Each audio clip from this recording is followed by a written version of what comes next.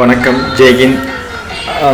சமீபத்தில் ரஷ்யாவில் உள்ள காம்சட்கா நகரில் நடந்த நிலநடுக்கத்தின் இப்போ பார்த்துக்கிட்டு இருக்கீங்க. அதன் காரணமாக சுனாமி எவ்வாறு தாக்குது அப்படிங்கிறத தான் நீங்கள் பார்த்துட்டு இருக்கீங்க. இது பார்த்தீங்கன்னா பூமிக்கு அடியில் இருக்கிற இந்த நிலநடுக்கம் நடக்குது. அதாவது அந்த ஸ்பேர்னு சொல்லுவாங்க, பூமிக்கு அடியில் உள்ள தட்டுகள்னு சொல்லுவாங்க. அதாவது கீழே ஒரு தட்டுகள் மாதிரி பூலோகம் இருக்கும். அந்த தட்டுகள் முட்டி கொள்ளும் பொழுதோ அல்லது உரசி கொள்ளும் பொழுதோ இது போன்ற நிலநடுக்கம் ஏற்படும். அப்போ பார்த்தீங்கன்னா அந்த நிலநடுக்கத்தின் பலனாக இந்த சுனாமி உருவாகும். அந்த எரிமலை வெடிக்கிறது, இந்த மாதிரி இதெல்லாம் என்னதான் நவீன டெக்னாலஜியில் நம்ம எரிமலையை அடைச்சி வச்சுருந்தாலும் இது பண்ணாலும் இந்த ரஷ்யாவில் இப்போ 8.8 அளவு அந்த ரிக்டர் கோடில் காம்சட்கா நகரில் வந்திருக்கு. இந்த கவர்னர் குறிப்பிடுறாப்புல இது வரைக்கும் இது போன்ற ஒரு நிலநடுக்கத்தை நாங்கள் பார்த்ததில்லை, சேதத்தை நாங்கள் பார்த்ததில்லை அப்படின்னு சொல்லிட்டு அந்த அளவுக்கு அதோட பதிவு அதிகமாக இருக்குது. இது பார்த்தீங்கன்னா ரஷ்யா அமெரிக்காவில் உள்ள அணுகுண்டை விட 100 சென்டிமீட்டர் ஜாஸ்தி, அதாவது 10-15 லட்சம் அந்த இது ஜாஸ்தி. அந்த இது அந்த குறிப்பாக உணர்த்தி இருக்கு.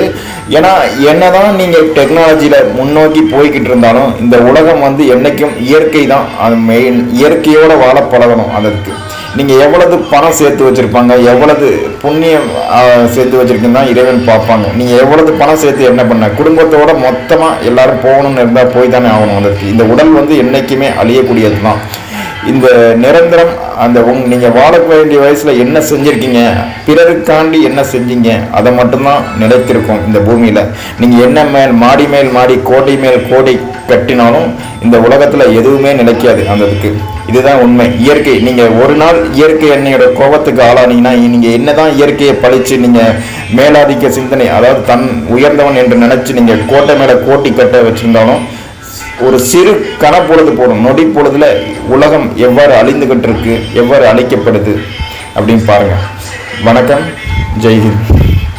இப்போ பார்த்தீங்கன்னா இந்த உலகத்தில் நாம் எல்லாரும் வாழ பிறந்திருக்கோம். இப்போ உதாரணத்துக்கு ஒரு அப்பார்ட்மெண்ட்லாம் நம்ம வாழ்க்கையோட முக்கியமாக ஆகிப்பட்டது. ஆனால் பக்கத்து வீட்டில் உள்ளவங்க கூட அருகருகே பார்த்துக்கிறது கஷ்டம். தயவு செஞ்சு இனிமேல் பார்த்தா கூட ஒரு சிறிய புன்னகையாவது செய்யுங்க. அதுக்கு யாரும் பக்கத்தில் உள்ளவங்க பார்த்தாங்க. ஏன்னா நாம் வாழ்கிறது கொஞ்சம் காலம்தான்.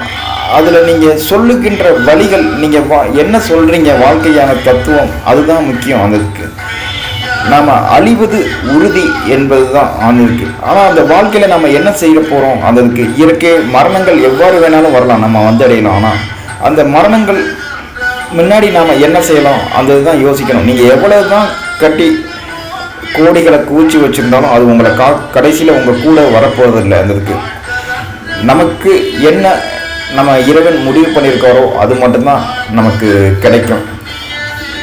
எப்படியா இருந்தாலும் அழிவு உறுதி. அதற்கு முன்னாடி இறை நினைப்பு வேண்டும். இதுதான் உணர்த்துது.